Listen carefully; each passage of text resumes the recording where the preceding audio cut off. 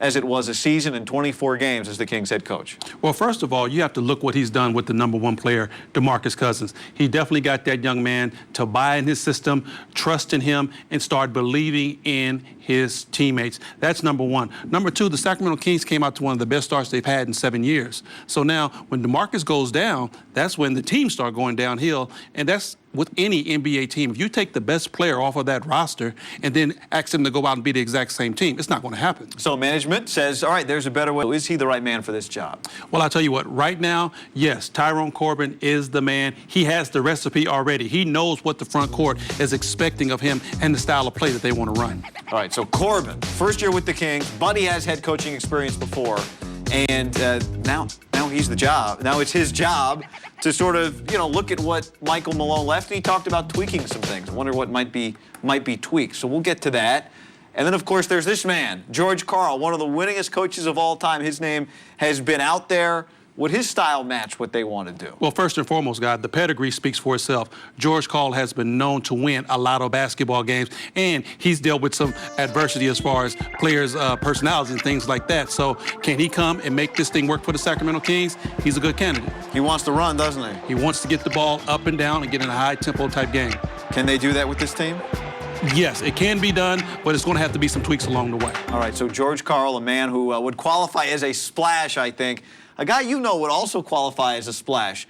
What about the potential of bringing Chris Mullin in from the front office and putting him down on the floor this year? Is that something that's realistic in your mind? Well, the main thing with Chris Mullin, I don't think it's realistic this year. I honestly think it's going to take a while for Chris Mullin to get acclimated as far as being a coach. But I'll tell you what that brings. He knows what the front office wants exactly. He knows the style of play. He wants to go up and down, play small ball. The big thing about bringing Chris Mullin is that everybody from the owner all the way down to the players will be on the same page. I wonder, certainly Vivek Ranadive has experience. He was a part of the ownership group in Golden State.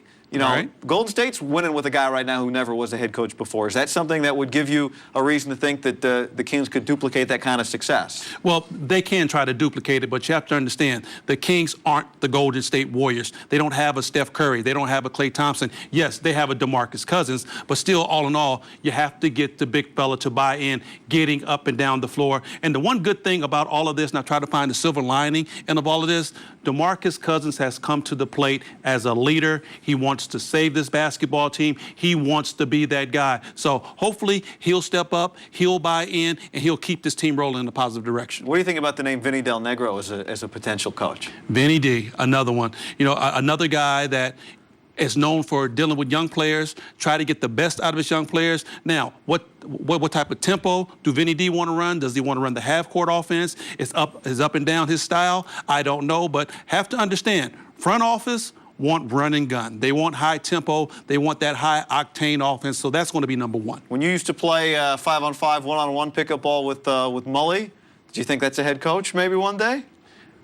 Mully has the IQ for it, yes. Whether he wants to step down from what he's doing now to be that head coach, he definitely knows how to play basketball, and he has a good rapport with some of the younger players. All right, so those games with Mully and you involved Gary Payton. Guys look good. And Henry, when you think about Page's NBA career, what jumps to your mind?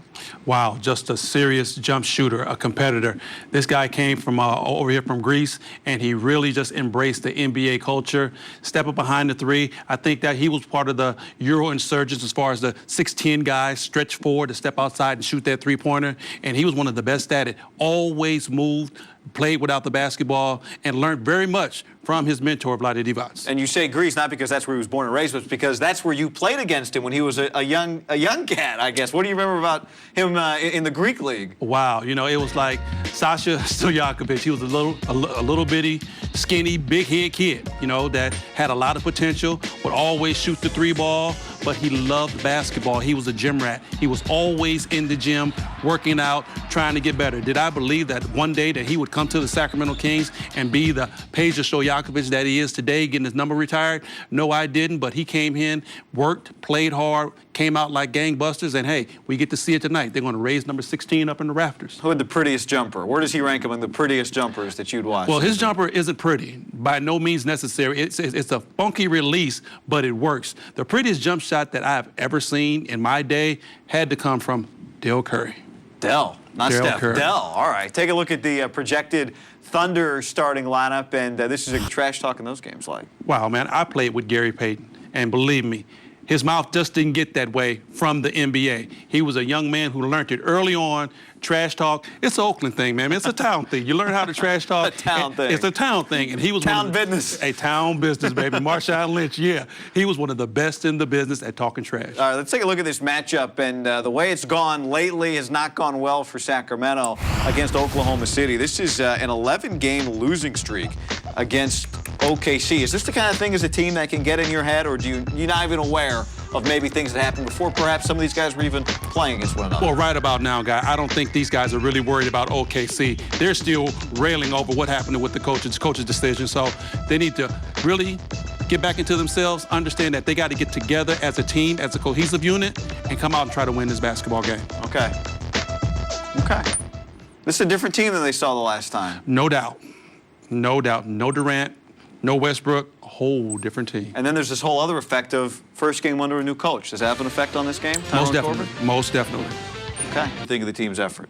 Guy, I really thought the Sacramento Kings gave the Oklahoma City Thunder all that they could handle. Seeing that the Thunder, they do have two of the best basketball players in the world, and then one of the best shot blockers on their basketball team also. So really, the Kings were outmanned, but I thought they gave it 110%. Well, they got it close, certainly. Let's go back to Sleep Bucks into town.